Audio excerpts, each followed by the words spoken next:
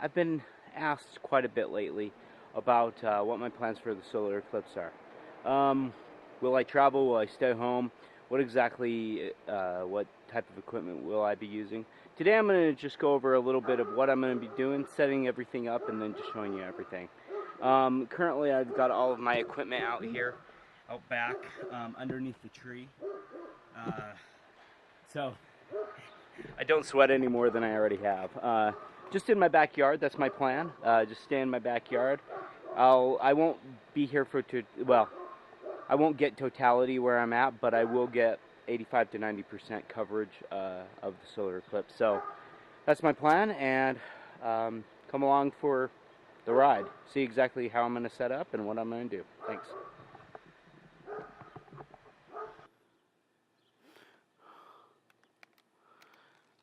Okay, hi. All right, so I got everything set up. Well, I got everything ready to show you, and then I'll actually get it all set up. So first, I just wanted to go over exactly what equipment I had. Yeah, so let's get started. The first is I've got it's my Meade Apo 80mm refractor, which I'll actually be using with the Lunt solar wedge. I've got my other one right here. It's my Lunt 50mm hydrogen alpha telescope. Then I have my Celestron Edge HD telescope, which I'll be using just a regular white light solar filter for. I picked up some solar glasses, mostly for myself and other people, kids, so they don't burn out their eyes. I've got my sky tracker, which I'll be mounting probably the Lunt too. Yeah, there's my DSLR that I've got converted. I've got the LPI-G camera from Meade that I'll be using as well. If I need Barlow lens, T adapter to attach my my DSLR, just in case I don't use the other connector. Right here I've got my white light solar filter. This is an 8-inch aperture telescope, which will be going on the front of my Celestron. Here's the solar wedge from Lunt. It's the 2-inch one. See if we can focus on that. And then finally, I've got a little workstation here, which I've got my laptop, which I'll actually be plugging in so that I can use that camera.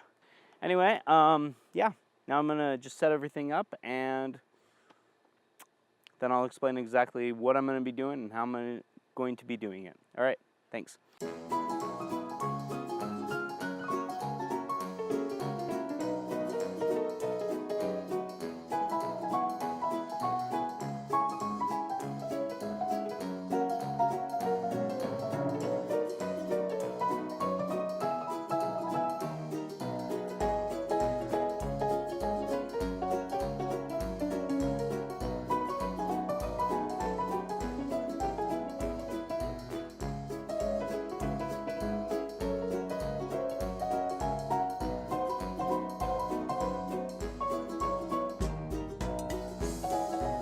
I'm just going to start over here. So I set up my HD Celestron Edge HD8, and that's going to have my DSLR on. This one's going to be my so the solar wedge will actually be the visual observer when people want a little bit more of a zoomed in look.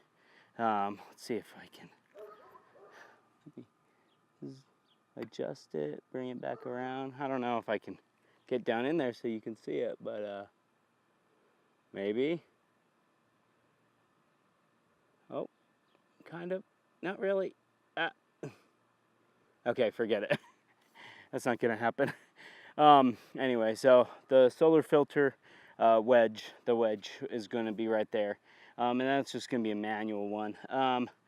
And then I decided I'm just going to have my little Lunt 50mm hydrogen alpha on here.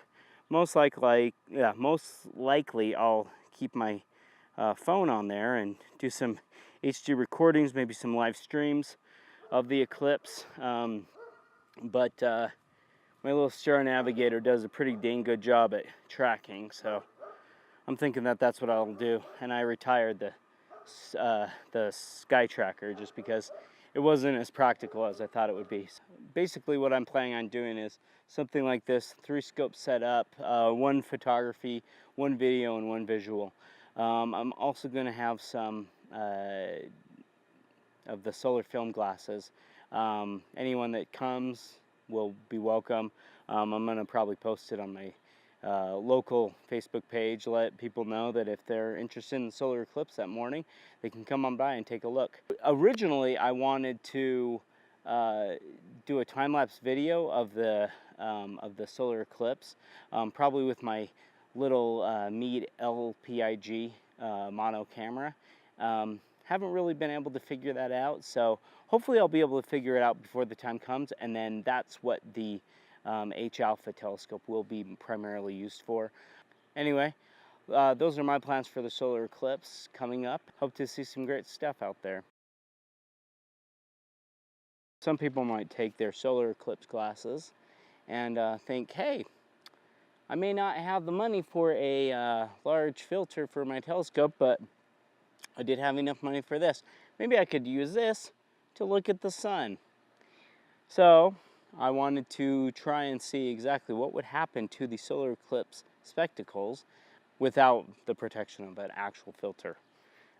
Concentrated power. So let's just remove this filter. Ooh, that's toasty. Ta-da! Okay. All right, now, do I dare? I don't even know. All right, so now we got this. All right, so now let's take a look. Oh wow! Whoa! Here, let's see if let's see. Whoa! Gosh, that sun is bright. Let's see if I can get this a little closer so you can see exactly what I'm saying.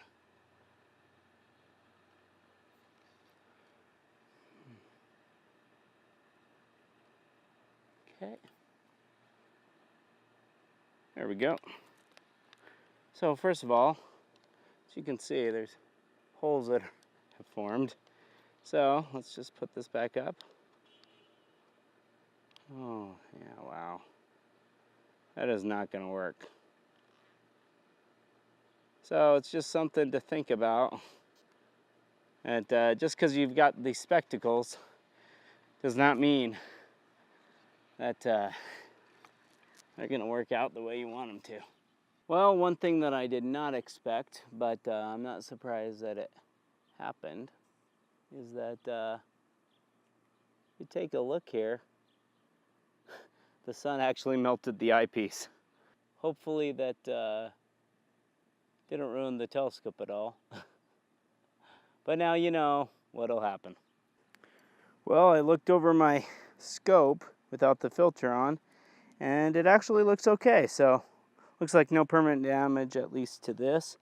Looks like I'll just have to pick me up another one of these 9mm Meade eyepieces. Anyway, hope you learned something. Hope you're all planning on participating in the solar eclipse of those who can. And I'll see you on the next video.